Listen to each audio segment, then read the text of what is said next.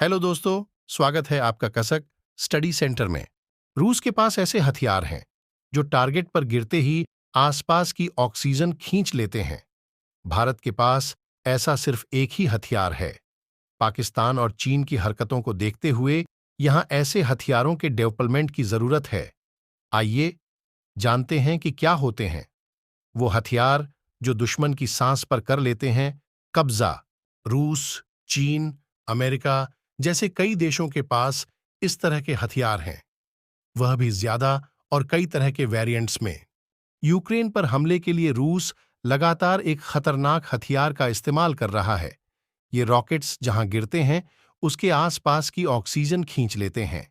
एक साथ जब दर्जनों या सैकड़ों रॉकेट छोड़े जाते हैं तब टारगेट के आसपास का पूरा इलाका ऑक्सीजन की कमी से जूझ रहा होता है। दुश्मन सैनिकों की हालत खराब हो जाती। इस हथियार का नाम है TOS-2 टोसोचका। यह रूस का एक मल्टीपल रॉकेट लॉन्चर सिस्टम है जिसमें थर्मोबैरिक वॉरहेड लगाया जाता है।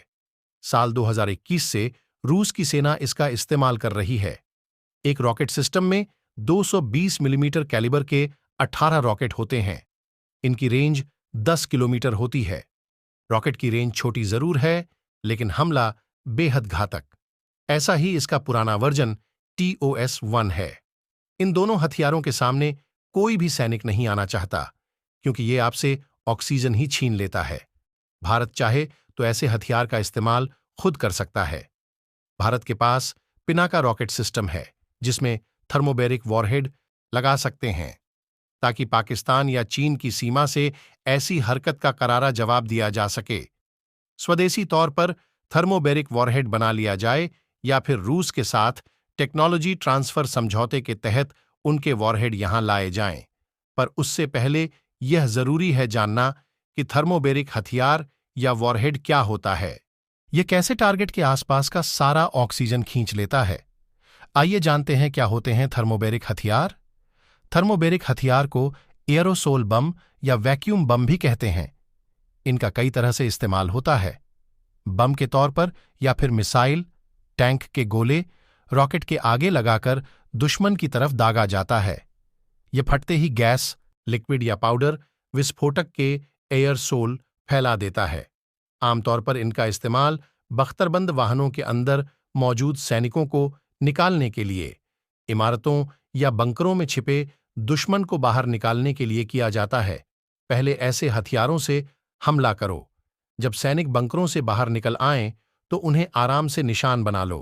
ह्यूमन राइट वॉच ने अमेरिकी डिफेंस इंटेलिजेंस DIA की एक स्टडी का हवाला देते हुए बताया था कि जब थर्मोबैरिक हथियार फटता है तब उससे प्रेशर वेव निकलती है, वैक्यूम बनता है जिससे फेफड़े फट जाते हैं। इसमें मौजूद विस्फोटक से केमिकल सैनिकों की सांस के जरिए शरीर में चला जाता है, शरीर को अंदर से जला देते हैं। आमतौर से इसमें FAI fuels, ethylene oxide, propylene oxide डाले जाते हैं। ये बेहद टॉक्सिक होते हैं।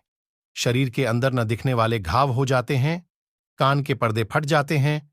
इसके विस्फोट से बहुत ज्यादा धुंधलापन आ जाता है।